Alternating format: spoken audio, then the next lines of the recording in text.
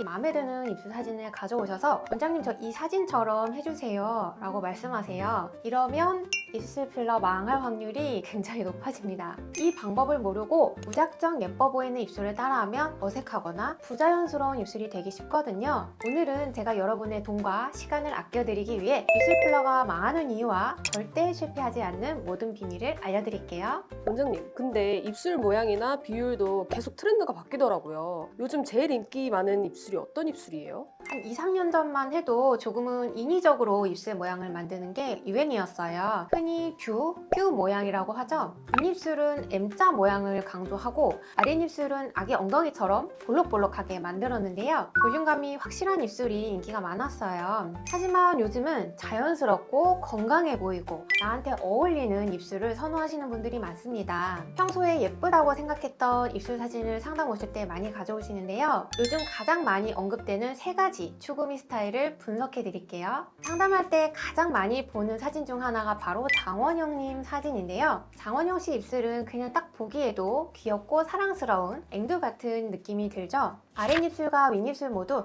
탱글탱글하게 볼륨이 잡혀 있는데요. 윗꼬리가 과하게 강조되지 않고 라인이 자연스러워서 입체감이 살아있는 입술이에요. 볼륨감도 과하지 않고 가로 길이도 전체 얼굴 밸런스랑 잘 맞아서 이런 입술은 보통 러블리한 이미지를 추구하시는 분들께서 많이 선호하세요. 두 번째는 제니씨 입술인데요. 제니씨 입술의 가장 큰 특징은 윗입술과 아랫입술 비율이 거의 비슷하다는 거예요. 윗입술과 아랫입술 모두 도톰하게 볼륨이 있으세요. 또 입술산 역시 M자 모양으로 명확하게 살아있어서 도톰하면서도 라인이 또렷한 입술이에요. 제니씨 입술은 보통 시크하고 도도하면서 섹시한 이미지를 원하시는 분들이 많이들 선호하시더라고요. 세 번째는 노윤서님입니다. 청순하고 수수한 스타일을 선호하시는 분들께서 노윤서님 사진을 많이 가져오시더라고요. 노윤서님 입술은 시원하게 올라간 입꼬리가 특징인데요. 보통 입꼬리가 많이 올라가 있으면 자칫 인위적인 느낌이 들 수 있는데요. 노윤서님은 입술산이 상대적으로 부드러운 편이고 입술 볼륨이 많은 편이 아니라 과한 느낌보다는 매력적이고 시원한 느낌이 드는 입술이에요. 입꼬리가 자연스럽게 올라가는 입술은 유행을 타지 않고 스테디하게 좋아하시는 것 같습니다.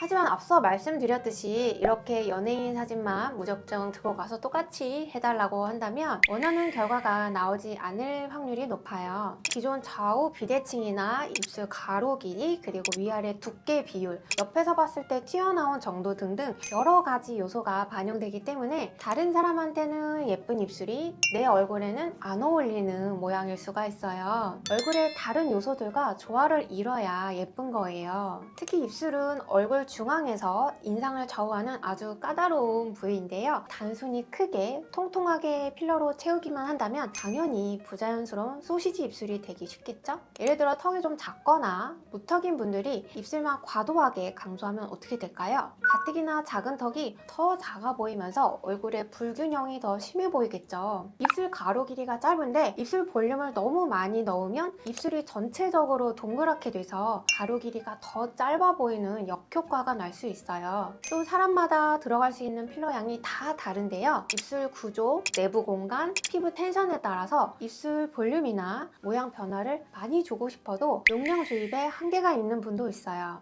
입술 필러의 잘못된 예를 좀 보여드려 볼까요? 이분은 다른 곳에서 여러 번 입술 필러를 하셨던 분인데요. 작은 입술이 콤플렉스였는데 윗입술의 M자 모양이 점점 과해지니까 입술 가로 길이가 오히려 더 짧아 보이게 됐고요. 오종종한 느낌이 심해진 거예요. 윗입술 면적 자체를 늘리거나 가로 길이를 연장시켜줘야 하는데 저런 식으로 입 부리에만 필러를 많이 넣다 보니까 옆에서 봤을 때 입이 툭 튀어나온 오리 입술처럼 돼버린 거죠. 그래서 입술 필러를 성공하고 싶다면 과한 욕심과 나한테 어울리지 않는 추구미를 버리셔야 합니다. 그리고 내 입술의 문제점을 개선할 수 있는 방향으로 필러를 맞아야 하고요. 입술 필러 할 때 1차적인 목표는 얼굴 밸런스에 맞게 교정하고 부족한 모양이나 비율을 교정하는 것. 이 두 가지를 우선적으로 하는 게 실패할 확률이 적습니다. 무조건 도톰하게, 무조건 많이 이런 거는 금물입니다. 제가 꿀팁 하나 알려드릴까요? 여러분 필러할 때나 리프팅, 레이저 할 때 어느 피부과에 가야 할지, 어떤 의사한테 시술 받아야 할지 정하기가 굉장히 어렵잖아요. 만약에 어떤 병원을 갔는데 니즈 파악도 없고 디자인에 대한 소통도 없고 이리 오세요, 누우세요 이 말만 하고 빠르게 시술하고 끝나는 병원이 있다?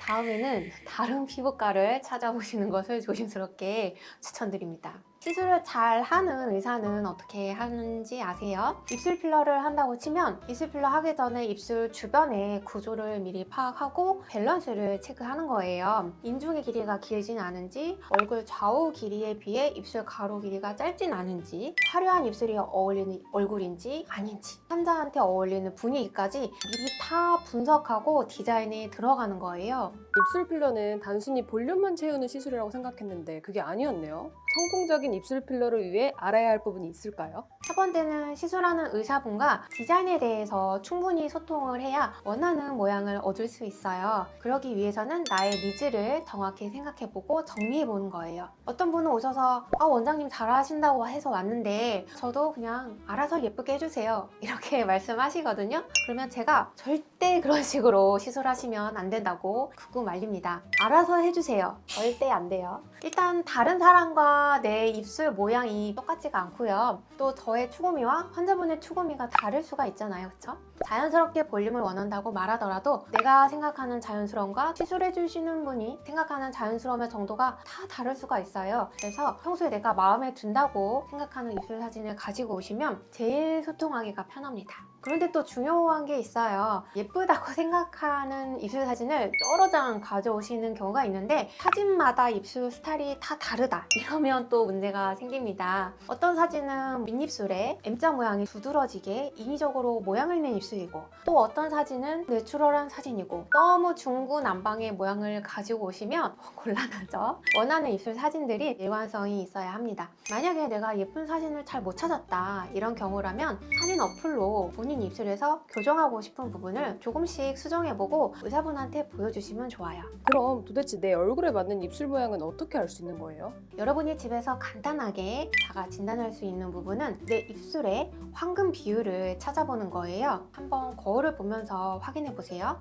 우선 이상적인 윗입술과 아랫입술 두께 비율은 1대 1.5 정도인데요. 이렇게 아랫입술이 살짝 도톰한 거를 이상적인 입술 비율이라고 하죠. 그런데 요즘은 제니 씨처럼 윗입술과 아랫입술이 모두 비슷하게 도톰한 1대1 비율도 매력적이라고 생각하는 트렌드가 생겼거든요. 그래서 일단은 내 입술이 1대 1.5 비율이나 1대1 비율 중에 어디에 더 가까운지 파악해보면 좋겠죠. 그리고 코 밑부터 입술 산까지 인중 길이와 아랫입술 밑부터 턱끝까지의 길이 비율은 1대2가 가장 이상적인데요. 보통 여성분들은 인중 길이가 11에서 13mm 사이일 때 가장 예뻐 보인다고 합니다. 요즘은 인중 축소 목적으로도 입술 필러를 많이 하시거든요. 인중이 길면 중안부 전체가 길어 보이고 약간 원숭이상이 되거든요. 그래서 필러로 교정해주면 인중 축소 수술 없이도 간단하게 중안부를 짧게 만들 수가 있어요. 그럼 무조건 황금 비율에 맞춰서 입술 필러를 맞으면 되는 거예요?